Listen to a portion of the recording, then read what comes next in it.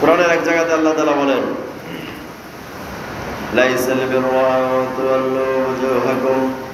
কিবালাল মাশরিকি ওয়াল মাগরিবি ওয়ালাকিন্নাল বিররা মান আমানা বিল্লাহি ওয়াল ইয়াউমিল আখির ওয়াল মালাইকাতি ওয়াল কিতাবি ওয়ান নাবিয়্যিন وآتى المال على حبه ذوي القربى واليتامى والمساكين وابن السبيل শুধু নিজের চেহারাকে কিবলার দিকে ফেরানো অথবা পূর্ব দিকে ফেরানোই নেকি নয়, বরং নেকি তো হইল আল্লাহ তাআলার উপরে ঈমান আনা,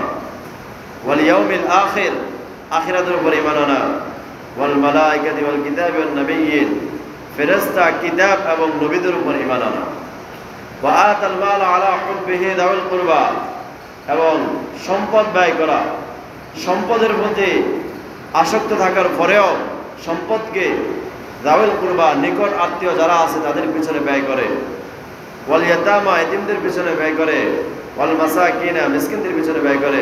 ওয়া বিনাস সাবিল মুসাফিরদের পিছনে ব্যয় করে, ওয়াসাইলিন এবং যারা সাই সুয়াল করে তাদের পিছনে ব্যয় করে, ওয়াফির রিকাব এবং বন্দি মুক্তি দাস মুক্তিতে খরচ করে, ওয়া আকামাস সালাত ওয়া আতাজ যাকাত ওয়াল মুফুনা বিআহদিহিম ইযা আহাদু ওয়াস-সাবিরিনা ফিল বা'সা'i ওয়াদ-দাররা'i ওয়া হিনাল বা's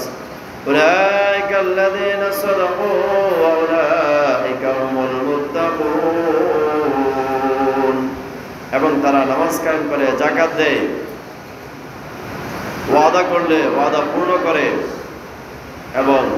দুঃখ কষ্ট মুসিবতে অভাব অনটনের সময় ধৈর্য ধারণ করে, যুদ্ধের সময় ধৈর্য ধারণ করে, উলাইকা আল্লাযীনা সাদাকু এরাই তারা যারা সত্যবাদী, ওয়া উলাইকা হুমুল মুত্তাকুন এবং এরা হলো মুত্তাকি। নেকি হলো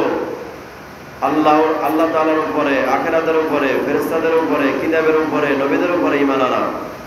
নেকি হলো আত্মীয় স্বজনের পিছনে খরচ করা,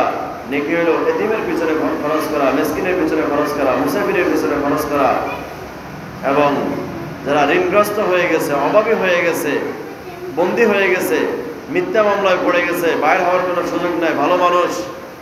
রাজনৈতিকভাবে হোক অথবা জায়গা সম্পদের মিথ্যা মামলায় ফেসে জেলখানায় ঢুকে গেছে, বাইরে হওয়ার কোনো সুযোগ নেই, বন্দী হয়ে গেছে, তাদের পিছনে খরচ করা এবং নামাজ পড়া, যাকাত দেওয়া, ওয়াদা পূর্ণ করা,